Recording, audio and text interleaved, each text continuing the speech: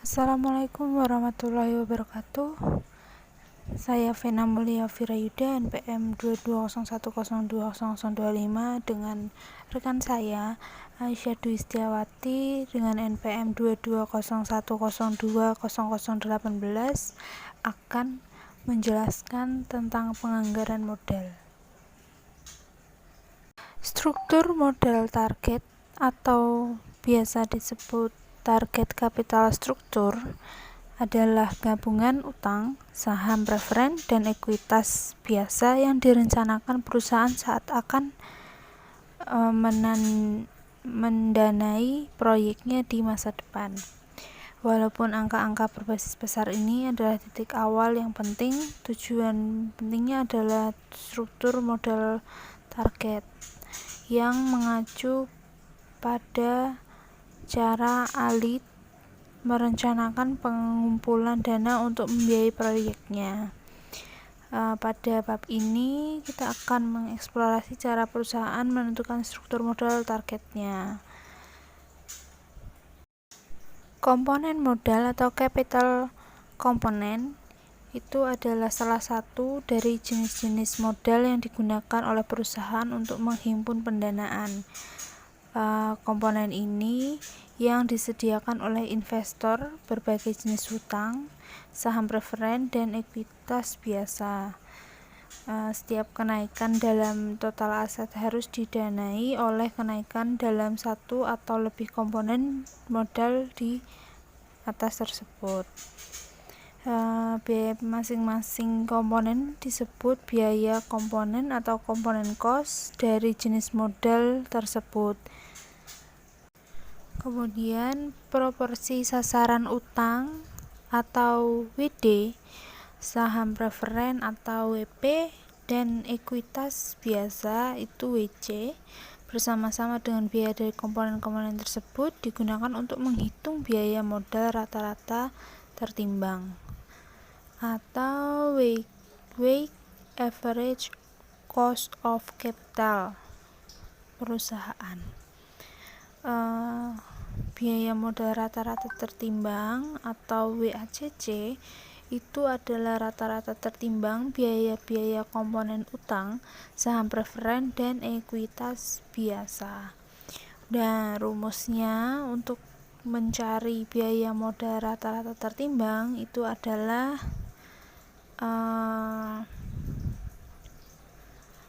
proporsi sasaran hutang dikalikan dengan biaya utang setelah pajak ditambah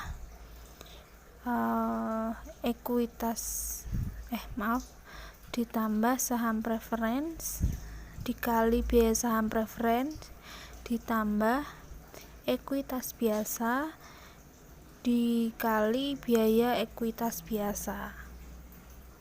Kemudian ada biaya utang sebelum pajak, itu adalah tingkat bunga yang harus dibayarkan oleh perusahaan untuk utang baru. Tingkat bunga yang harus dibayarkan oleh suatu perusahaan atas utang yang baru itu bisa didefinisikan sebagai biaya utang sebelum pajak atau before tax cost of debt yang disimbolkan dengan RD. Perusahaan ini dapat memperkirakan biaya utang sebelum pajaknya dengan menanyakan biaya meminjam dana kepada bank atau dengan menghitung imbal hasil dari jatuh tempo atas hutang yang beredar saat ini. Nah, itu demikian biaya hutang setelah pajak itu disimbolkan dengan RD kali 1 minus T yang harus digunakan untuk menghitung biaya modal rata-rata tertimbang dan dihitung dari tingkat bunga utang. RD tadi itu biaya utang sebelum pajak dikurangi penghematan pajak yang diakibatkan oleh bunga yang merupakan pengurangan pajak. Nah, biaya hutang setelah pajak ini itu biaya hutang baru yang relevan dengan menghitung bunga sebagai pengurang pajak yang digunakan untuk menghitung modal rata-rata itu tadi. Nah, cara menghitung biaya utang setelah pajak itu adalah tingkat bunganya dikurangi penghematan pajak. Artinya RD dikurangi RDT sama dengan RD dikali 1 minus T.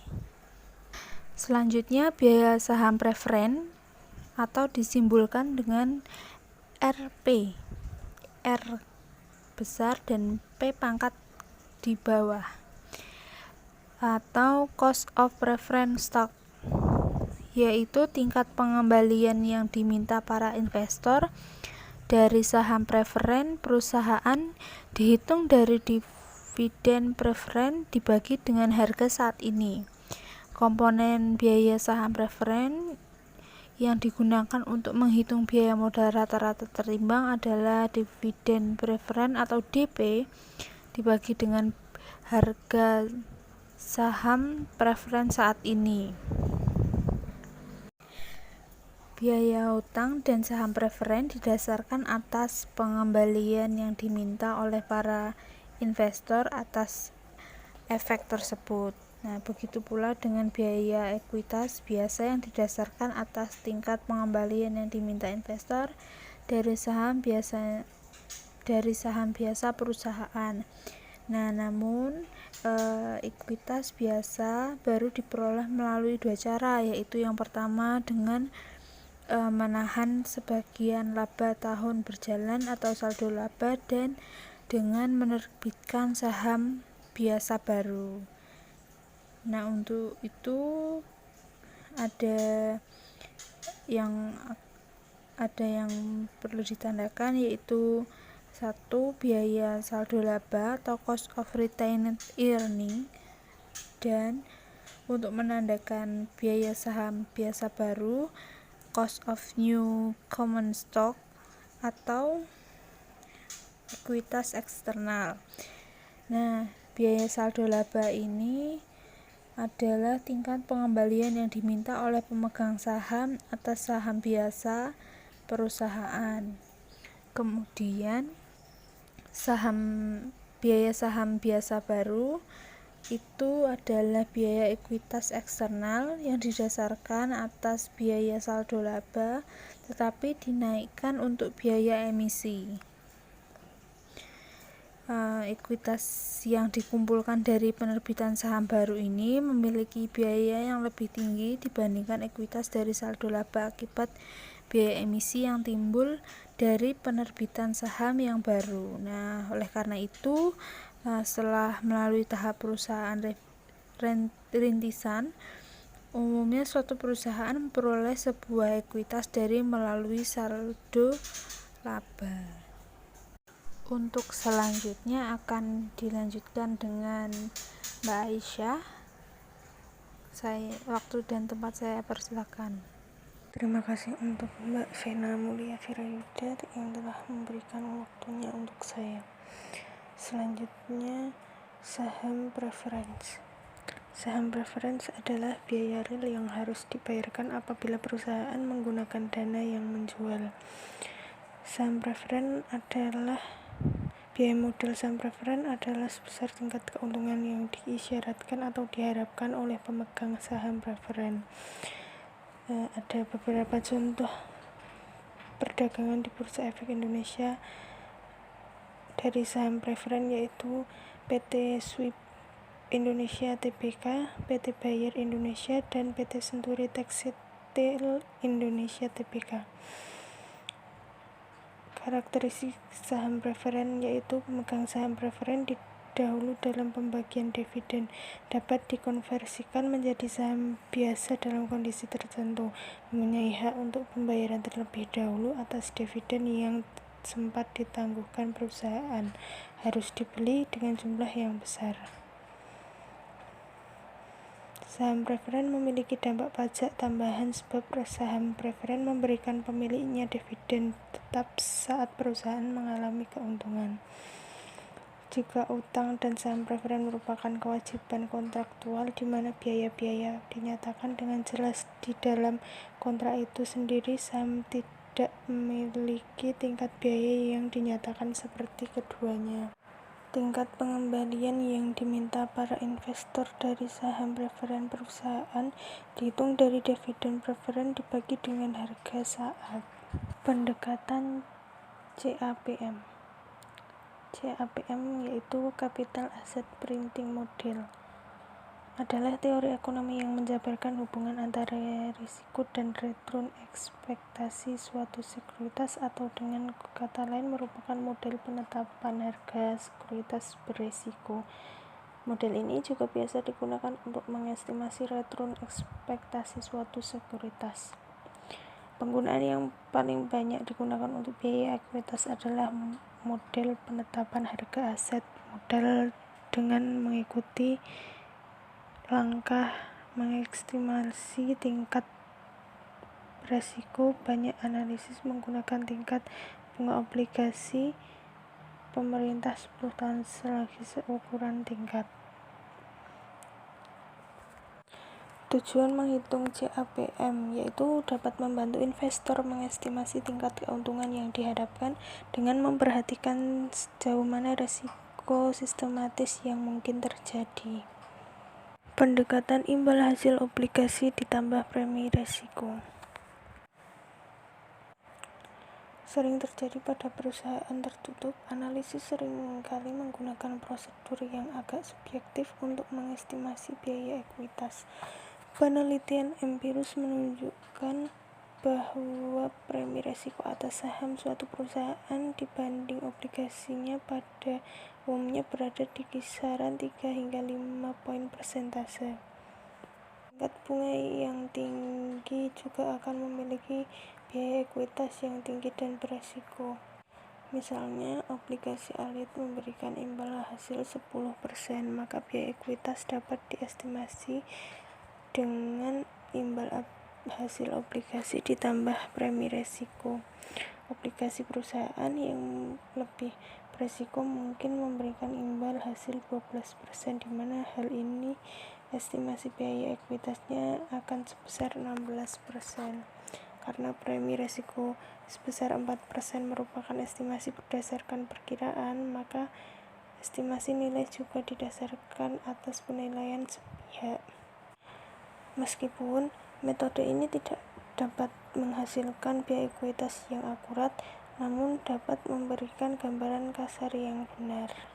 Imbalan hasil dividen ditambah tingkat pertumbuhan atau arus kas diskonto. Perusahaan-perusahaan yang dihadapkan akan terus beroperasi tanpa batas waktu. Arus kas adalah dividen. Sementara jika investor memperkenalkan perusahaan akan diakuisisi oleh perusahaan lain atau dilikuidasi.